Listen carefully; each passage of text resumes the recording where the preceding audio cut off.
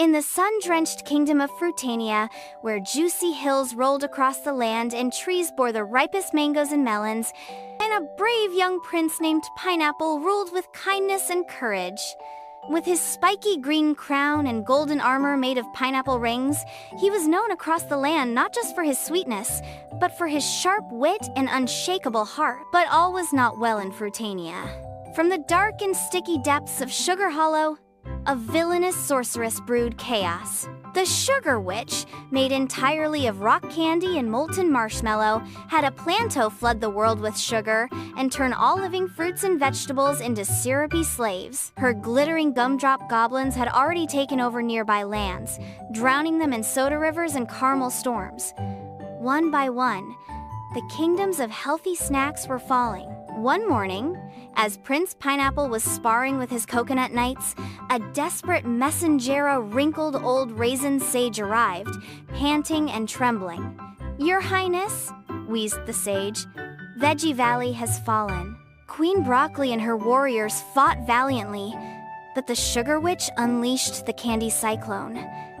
"They've been captured, all but a few." Prince Pineapple's eyes burned with determination. "Prepare the fruit battalion. No one fruit or vegetable fights alone." But the wise raisin sage shook his head. "Your Highness, you'll need more than fruit this time.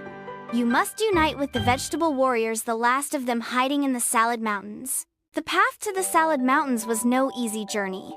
Thick fields of tall spinach grass and bubbling tomato springs covered the terrain. Prince Pineapple, with his sword made from banana bark and citrus steel, climbed up steep slopes, guided by the sage and a map drawn in celery ink. At last, deep in the heart of a kale cave, they found them, the last vegetable warriors. General Carrot, tall and sharp-eyed, stepped forward, his cape made of lettuce leaves billowing behind him. At his side stood Lieutenant P, small but explosive, and Lady Eggplant, armored and proud. "We were beginning to think no fruit would ever come," General Carrot said gruffly. "Then you don't know Prince Pineapple?" the raisin sage replied. Prince Pineapple extended his hand. "We may be different, but we stand for the same thing: life, health, and flavor. Join me, and together we'll peel back the Sugar Witch's evil."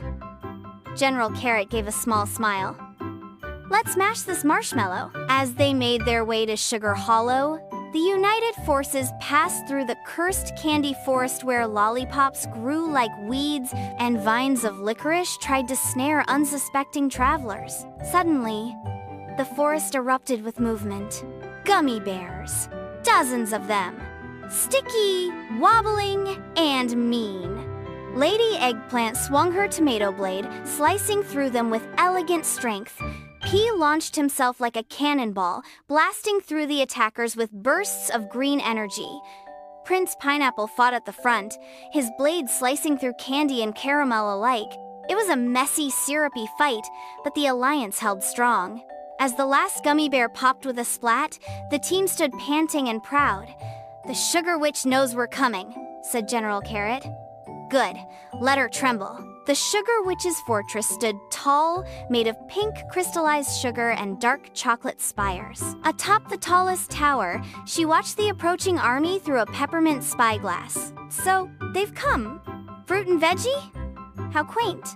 She waved her wand made of twisted licorice sand, summoned her final defense, the cotton candy cloud dragon. They have a monstrous creature spun from sugar fluff and powered by pure cane energy. As the army arrived, thunder cracked and the dragon descended. "We hold the line," shouted Prince Pineapple. The sky turned pink. Sugar swirled. The dragon roared, spraying clouds of sticky cotton toward the warriors. He launched himself into the air, bursting one of its wings. Lady Eggplant climbed the walls, slashing with her vine whip. Carrot used his spear to blind the beast. And Pineapple? He climbed atop the dragon's neck, thrusting his blade deep into its spun sugar heart. With a final scream, the dragon dissolved into a rain of pink mist. The army cheered, but their battle wasn't over. Inside the throne room of molten fudge, the Sugar Witch awaited.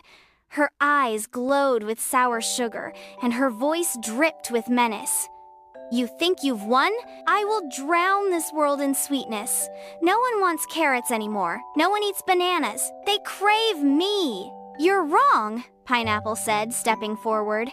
Real strength comes from what nourishes, not what rots the teeth. With a scream, the witch unleashed a hurricane of sugar shards. But Pineapple blocked it with his golden shield. The vegetable warriors charged in. General Carrot deflected sugar bolts. Lady Eggplant blocked sticky traps. And Pea rolled under her, launching himself straight into her cauldron of caramel, causing it to explode. The Sugar Witch staggered. Prince Pineapple leapt, sword glowing, and with one final cry, "For Fruitania!" he struck. A blinding flash lit the room. When it faded, the Sugar Witch was gone, melted into a harmless puddle of molasses. The dark clouds cleared. Sugar Hollow was no longer sticky and cruel. Rivers of juice now flowed through its lands. Queen Broccoli was rescued from the licorice prison. Fruit and vegetable kingdoms celebrated their victory together. A grand feast was held featuring smoothies, salads, and crunchy snacks. Prince Pineapple stood beside General Carrot, raising a goblet of coconut water. Today, he declared, we've proven that fruit and vegetable are stronger together. Let no one ever divide us again. The crowd roared, and so, Fruitania and Veggie Valley merged into one kingdom Nutritopia, where young sprouts and seedlings of every kind grew up learning the greatest truth of all, that real heroes aren't made of sugar, they're grown from the earth. The end.